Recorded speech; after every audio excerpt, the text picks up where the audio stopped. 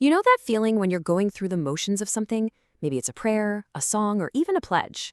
You're saying all the right words, and it might even sound good, but deep down, something's missing. It's quiet. It's empty. Well, today, we're going to explore that gap. The journey from just saying words to actually feeling them, right here in your heart.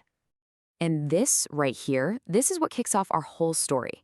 It's a confession from a young man named Ayaan, and honestly, it's a feeling so many of us can relate to, right? That frustration of holding something important, knowing it's important, but not being able to understand what it says. So, let's follow Ayaan's journey and see how he managed to solve this puzzle. So, let's meet Ayaan. On the outside, he seemed like the perfect example of dedication. He could recite these beautiful Arabic verses completely fluently. But, as he just told us, inside he felt, well, hollow. The words were moving past his lips, but they just weren't making the journey down to his heart. Ayaan was basically living in this split reality. On one side, you've got the mechanical act. The words are just sounds, people praise the rhythm, but it all leads to this empty feeling.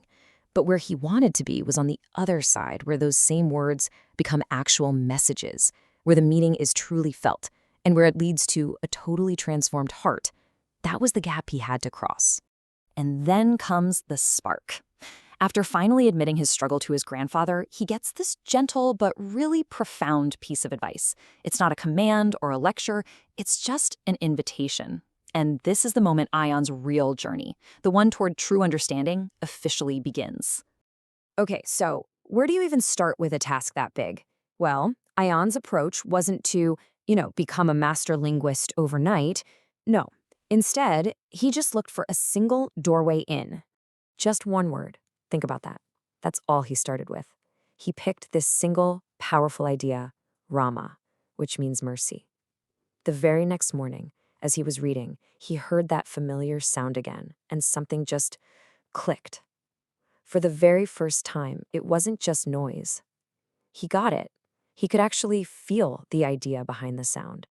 So that one word, Rahma, it wasn't just a definition he memorized. It became a doorway. It was like a key that unlocked one tiny part of this massive text, and it proved to him that the whole message was knowable. He just had to find more doorways. But, let's get real here. This wasn't some kind of magic fix. It wasn't a fairy tale. Learning a language, especially one as rich and deep as Arabic, is a huge challenge.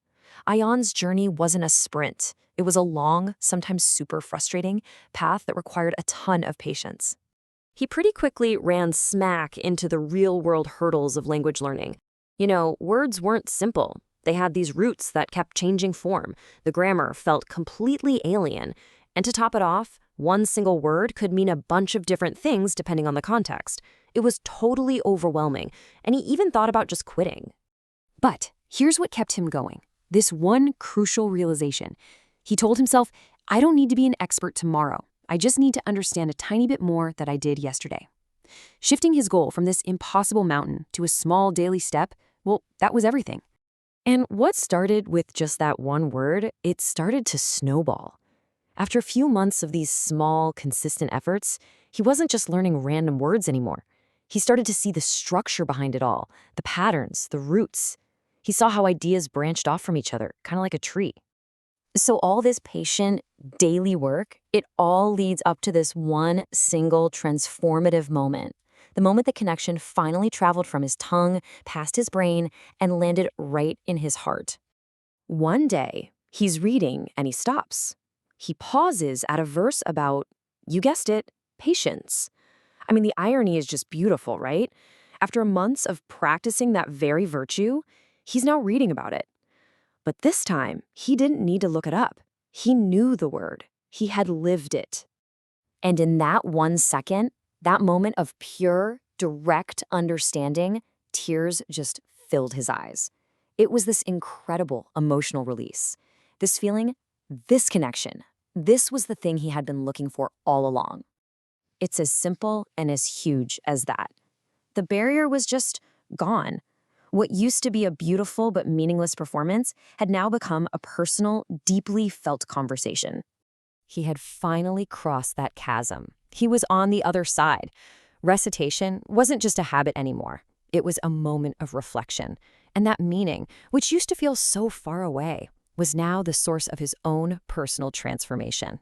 He had finally closed the loop. Now, Ayaan's story is incredible, for sure. But it's not just a nice story. It's actually a roadmap. It gives us a really clear, actionable method for anyone out there who wants to start their own journey from just speaking to truly connecting. So here's the breakdown of how he did it. First off, start small. Focus on common words you hear all the time. Second, learn the basic patterns, like root letters, so you get more bang for your buck. Third, and this is the big one, be consistent every single day. And finally, remember the goal. It's about reflection, not just memorizing. It's about really understanding, not just collecting facts. And when people would ask him later what had changed, his answer was just perfect. This one sentence sums up his entire journey. It was a complete shift in his whole approach, from a performance to actual participation. And I want to leave you with this final, beautiful metaphor. Your own journey to understanding, it might feel slow at first. One little lamp doesn't seem to light it much.